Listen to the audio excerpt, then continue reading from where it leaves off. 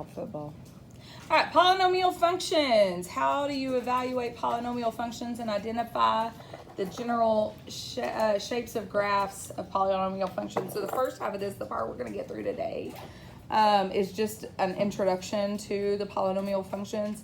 And then the part we get into tomorrow, into 5.3, I'll talk about the graphs and what they look like. So we're going to learn about the graphs, and then we're going to start analyzing the graphs right into it tomorrow. So it kind of flows together. All right. So we'll start with polynomial in one variable.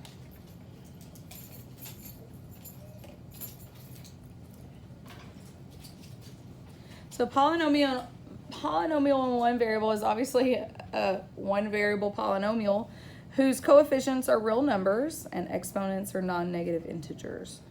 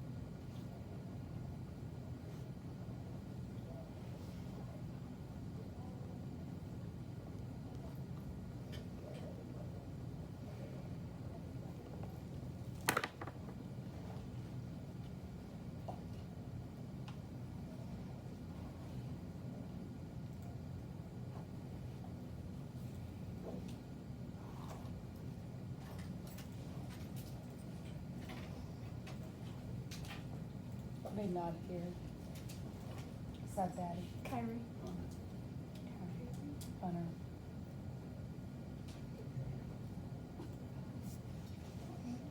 Is that it? Kyrie, Hunter, and Addie? Is that correct? Okay.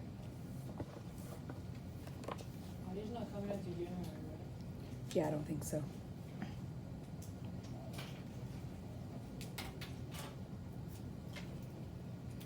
All right, we're going to talk about the leading coefficient. We're going to reference it as LC when we're talking about this later. I'm not going to write the whole word. Those are two long words. So leading coefficient, and this is when the polynomial is in standard form. Standard form meaning that the variables are descending. So like x to the fifth, x to the fourth, x to the third, x squared, x, and then no x, so a descending order of sorts. So when the polynomial is in descending or in standard form,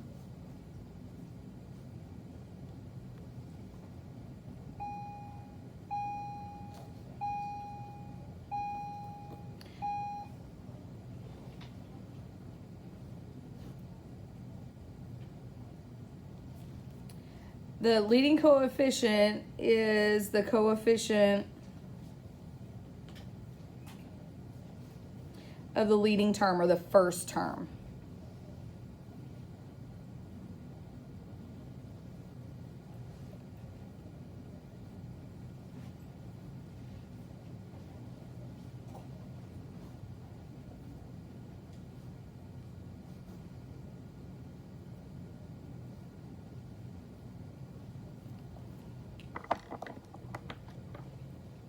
But in the homework, like if they're not or like if they're not by order, like You have to put them in order to get the leading coefficient.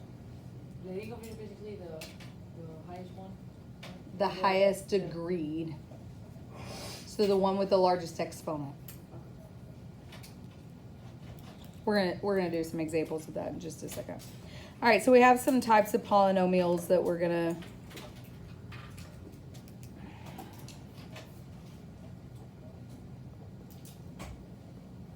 look at specifically with their expression or example of them, and then also their degree and leading coefficient.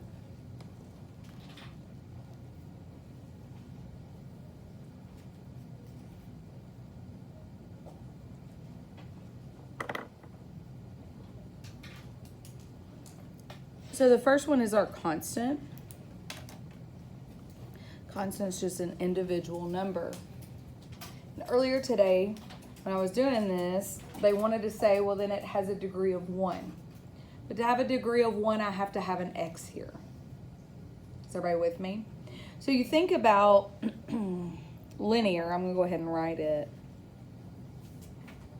Linear has 4x minus 9. So it has this single x. That's what makes that a degree of 1.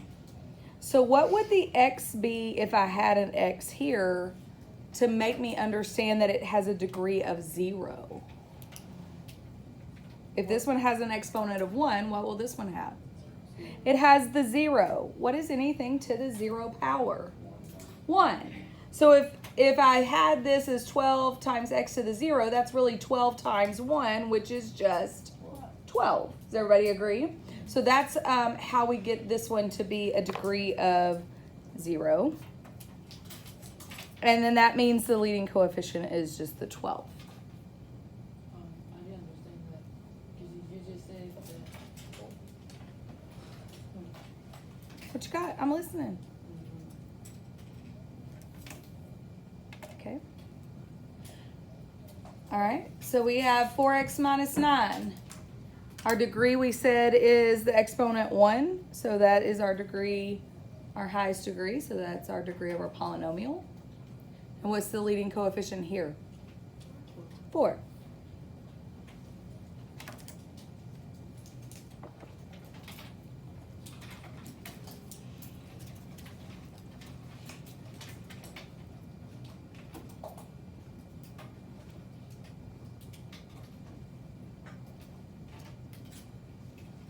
All right, I have 5x squared minus 6x plus 9. Quadratic equation. Or expression, I guess I should say here. What is the degree of a quadratic? 2. The highest exponent here is 2. And so the leading coefficient is 5. Everybody catching on as to what we're looking at? Okay. Last one we're going to look at, a specific name, is a cubic. And that is 8x cubed plus 12x squared minus 3x plus 1. Cube carries a leading degree of 3, and my leading coefficient that would then be 8. So then they want us to think in general terms. What if I kept going with this to a degree of 4, a degree of 5, a degree of 6, and so on? Is everybody with me? So they wrote it kind of in a funky way, but follow me and I think you'll catch on.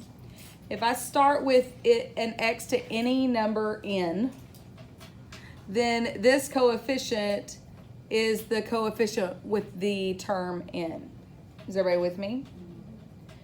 This just is representing, like if this is 3, then 8 goes with that one. If this is 5, if this is 2, then 5 goes with the 2 term. But you got the A, the N that's below the A. That's just a sub number. It's just label. It's just a label to say it goes with the nth degree. Well, go on. Okay. And then the next one, like if we look at these, we went from 3 to 2, we went from 2 to 1, we went from 1 to none. So the next one would be a to the sub n minus 1. So it's going to go with the degree that's minus 1. And this would carry on for a while till we got to the a sub 1, where x is an individual x. And then eventually to an a sub 0, which would be the constant term. So these would continue counting down, n minus 1, n minus 2, n minus 3, n minus 4, all the way down to where we just had a single x and the constant. Is everybody with me on that? So go ahead. Okay, the first one, right? Mm-hmm. The AN, XN. Okay. If you compare that to the one that's below, 8x cubed. Mm-hmm. What's The 3 is represented by the n. And the other n? This n is just saying this constant or this coefficient goes with this x So to the like, 3. oh, You see what I'm saying? yeah. Okay, so what would be my degree here? What's the highest degree here? N. And what would be the leading coefficient? A sub what? N. N. It goes with that nth degree. Yes? Good? Okay. That's describing any one of these or any one that we would go in higher form. Okay? All right, so let's look at some examples of all this. We're going to state the degree.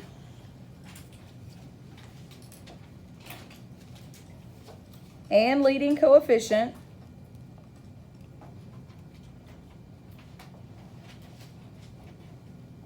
And if not a polynomial in one variable, we're going to explain why.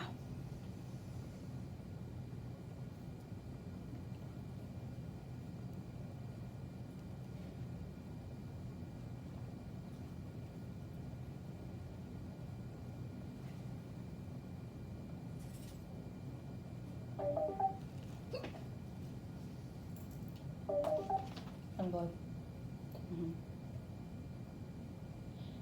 It's on its way back in just a few minutes.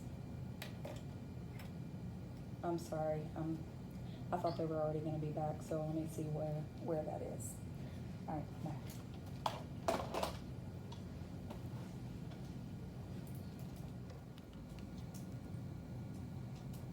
That doesn't make it not a polynomial in one variable. That just, hold that thought.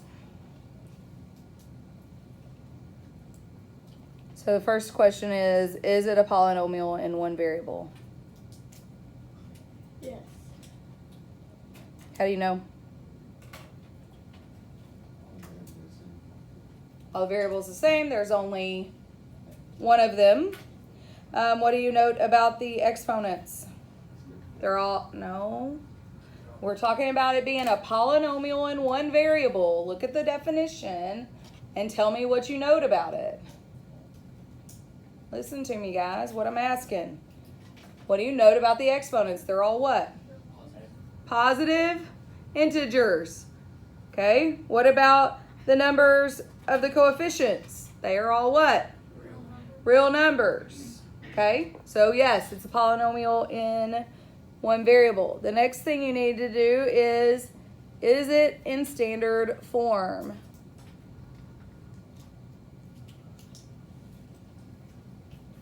Because if it is a polynomial in one variable, now I need to put it in standard form. Is it in standard form?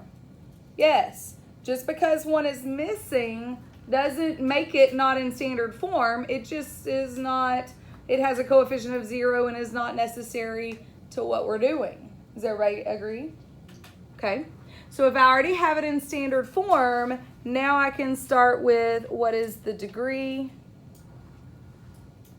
and what's the leading coefficient. So what is the degree of this polynomial? 5. And the leading coefficient? 8. Does everybody agree with that? All right, let's look at example 2. Is it polynomial in one variable when it's all real numbers? When it satisfies this definition right here.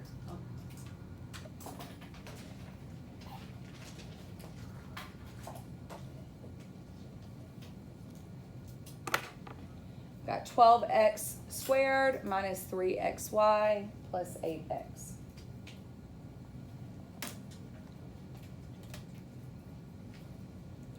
Is it a polynomial in one variable? Why not? More than one variable. There's an x and a y. So this is not a polynomial in one variable.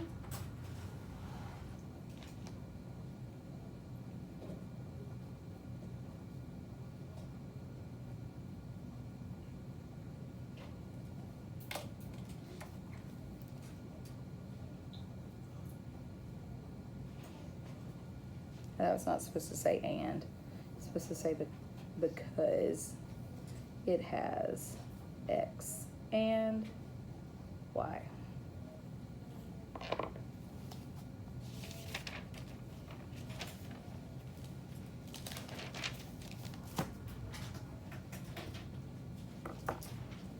Okay, questions about those? I'll let you do a couple.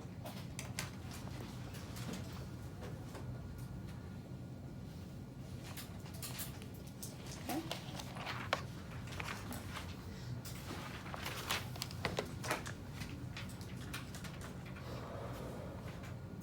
All right, try these.